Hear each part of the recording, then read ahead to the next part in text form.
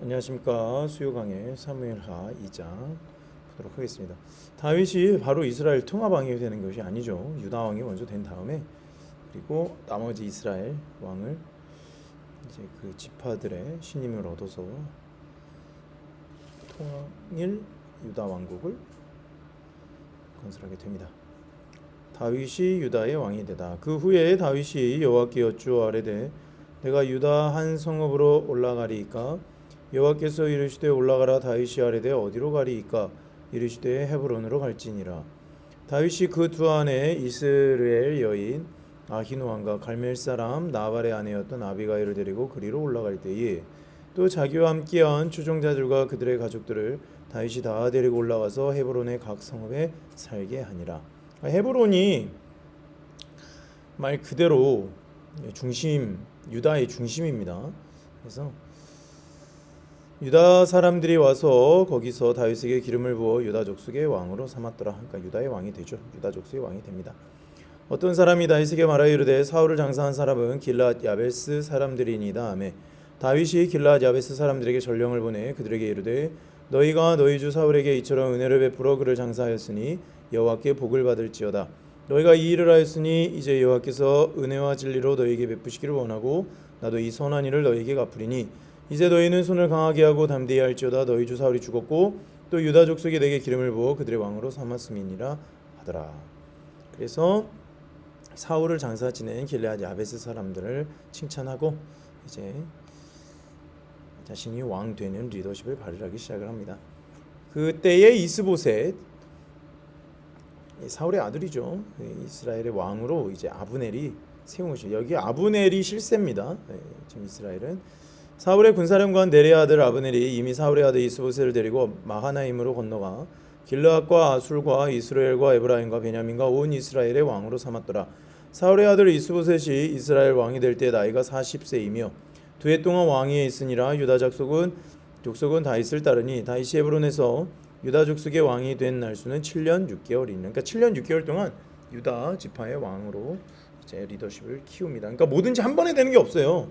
그래서 유다 족속을 다스리는 것을 통하여서 이제 천천히 리더십을 개발해 나갑니다. 그러니까 하나님께서 다윗을 아주 철저하게 훈련을 시키신다는 거 다시 한번 볼 수 있죠. 이스라엘과 유다의 전쟁이 나죠. 네레의 아들 아브넬과 사울의 아들 이스보셋의 신복들은 마하나임에서 나와 기브온에 이르고 스루야의 아들 요압과 다윗의 신복들도 나와 기브온 못가에서 그들을 만나 함께 앉으니 이는 못 이쪽이요 그는 못 저쪽이라. 아브넬이 요압에게 이르되 원하건대 청년들에게 일어나서 우리 앞에서 겨루게 하자. 요압이 이르되 일어나게 하자 하매 그들이 일어나 그 수대로 나아가니 베냐민과 사울의 아들 이스보셋의 편에 12명이요 다윗의 신복 중에 12명이라. 각기 상대방의 머리를 잡고 칼로 상대방의 옆구리를 찌르며 일제히 쓰러진지라. 그러므로 그것을 헬가 다스림이라 일컬었으며 기브온에 있더라. 그날 싸움이 심히 맹렬하더니 아브넬과 이스라엘 사람들이 다윗의 신복들 앞에서 패하니라. 그곳에 스루야의 세 아들 요압과 아비새와 아사엘이 있었는데 아사엘의 발은 들 노루같이 빠르더라. 아사엘이 아브넬을 쫓아 달려가되 좌우로 치우치지 않고 아브넬의 뒤를 쫓으니 아브넬이 뒤를 돌아보며 이르되 아사엘아 너냐 대답하되 나로라. 아브넬이 그에게 이르되 너는 왼쪽으로나 오른쪽으로 나가사 청년 하나를 붙잡아 그의 공복을 빼앗으라 하되 아사엘이 그렇게 하기를 원하지 아니하고 그의 뒤를 쫓으매 아브넬이 다시 아사엘에게 이르되 너는 나 쫓기를 그치라. 내가 너를 쳐서 땅에 엎드러질 까닭이 무엇이냐. 그렇게 하면 내가 어떻게 내 형 요압을 대면하겠느냐 하되 그가 물러가기를 거절하며 아브넬이 창 뒤끝으로 그 배를 찌르니 창이 그의 등을 꿰뚫고 나간지라. 곧 그곳에 엎드려져 죽음에 아사엘이 엎드려져 죽은 곳에 이르는 자마다 머물러 섰더라. 이제 요압이 아브넬을 이제 나중에 죽이게 되는 이제 일이 바로 이것 때문입니다. 자기 동생을 죽였기 때문에 요압과 아비새가 아브넬의 뒤를 쫓아 기브온 거친 땅의 길가 기아 맞은 쪽 암마산에 이를 때 해가 졌고 베냐민 족속은 함께 모여 아브넬을 따라 한 무리를 이루고 작은 산 꼭대기에 섰더라. 아브넬이 요압에게 외쳐 이르되 칼이 영원히 사람을 상하겠느냐. 마침내 참혹한 일이 생길 줄 알지 못하느냐. 내가 언제 무리에게 그의 형제 쫓기를 그치라 명령하겠느냐. 요압이 이르되 하나님이 살아계심을 두고 맹세하니 내가 말하지 아니하였다면 무리가 아침에 각각 다 돌아갔을 것이요 그의 형제를 쫓지 아니하였으리라 하고 요압이 나팔을 불매 온 무리가 머물러 서고 다시는 이스라엘을 쫓아가지 아니하고 다시는 싸우지도 아니하니라. 그러니까 아브넬의 계략에 당했다라고 생각을 하는 겁니다. 아브넬과 그의 부하들이 밤새도록 걸어서 아라바를 지나 요단을 건너 비드론 온 땅을 지나 마하나임에 이르니까 그 다윗의 편이 이겼거든요. 그러니까 끝까지 공을 세우려고 아브넬이 대장이니까 거 가다 이제 아사엘이 죽게 된 것입니다. 아브넬과 그의 부하들이 밤새도록 걸어서 아라바를 지나 요단을 건너 비드론 온 땅을 지나 마하나임에 이르니라.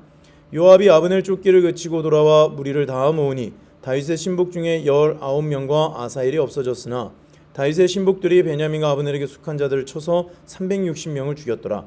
그러니까 한 20명, 아사엘과 19명 합치니까 20명이죠. 20명으로 360명을 죽인 겁니다. 무리가 아사엘을 들어올려 베들레헴에 있는 그의 조상묘에 장사하고 요압과 그의 부하들이 밤새도록 걸어서 헤브론에 이른 때에 날이 밝았더라. 그래서 기선제압하는 일들이 일어난 겁니다. 그래서 이 다윗과 함께한 이 요압 삼형제는 굉장히 용맹한 사람인데 이 사건을 통해서 요압이 이제 권력의 정점에 그 서려고 하는 순간순간마다 이제 요압이 이제 약간 이런 분노나 이런 거를 참지 못하고 결국 이를 좀 그르치게 되죠. 그래서 다윗이 굉장히 슬퍼합니다. 요압 때문에. 그래서 이들이 왜 용맹할까요? 광야에서 어마어마하게 많은 시련과 훈련을 받았기 때문에 이런 그냥 온실속의 화초처럼 자란 이스라엘 장수들과는 비교가 안 됩니다. 그래서 이겼는데 과연 이 이긴 것을 통해서 기선제압을 하기는 했지만 이 아브넬을 향한 요압의 분노 이것 때문에 이제 다윗이 굉장히 공경에 처하게 되는 상황에 처하게도 되는 것이죠.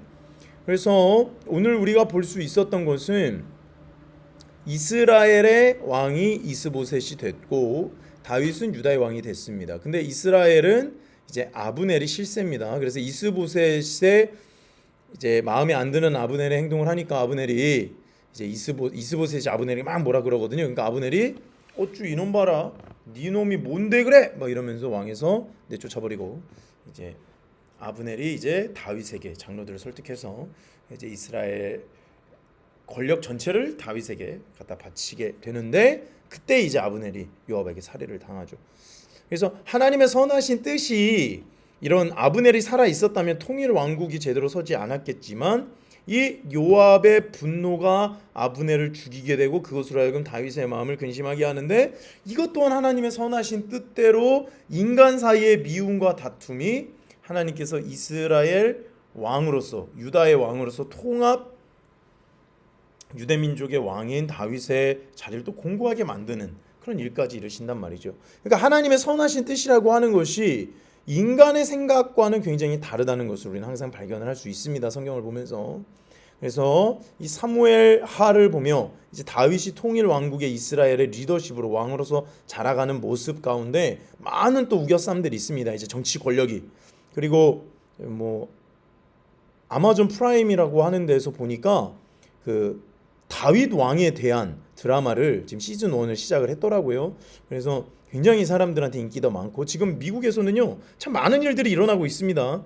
우리나라 예수님에 대한 애니메이션이 어마어마하게 히트를 치고 그리고 이런 아마존 프라임과 같은 이제 OTT 시장이잖아요. 이제 구독 서비스 하는 데서도 이제 대놓고 막 성경에 대한 영화들을 만들고 그런 것들이 또 어마어마하게 인기를 끌고 그런 이제 트럼프 대통령을 위시한 그런 성경적인 세계관을 막 심으려고 노력을 하다 보니까 문화 자체가 지금 약간 좀 변화하고 있다는 것이 눈에 보이죠. 그만큼 하나님께서 이때나 다윗의 때나 오늘날의 때나 하나님의 선하신 뜻이 이루어짐에 있어서 하나님의 강력하신 능력을 드러내거든요. 그러니까 우리도 하나님께서 이 나라 민족 가운데 우리 인생 가운데 하신 일들을 반드시 이루신다는 것을 믿으시고 선포하시고 하나하나 순종하러 나갈 때 하나님의 영광 우리가 볼 수 있다라는 것을 꼭 기억했으면 좋겠습니다. 기도하겠습니다.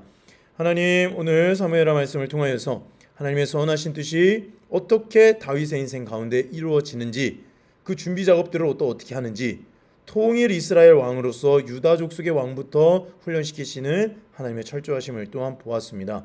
하나님 우리를 세우실 때에 우리가 어느 상황 환경에 있든지 하나님께서 그분의 선하신 뜻을 이루시기 위해서 합당한 단계로 우리를 훈련시키신다는 것을 믿고 순종하며 도전하게 인도하여 주시옵소서.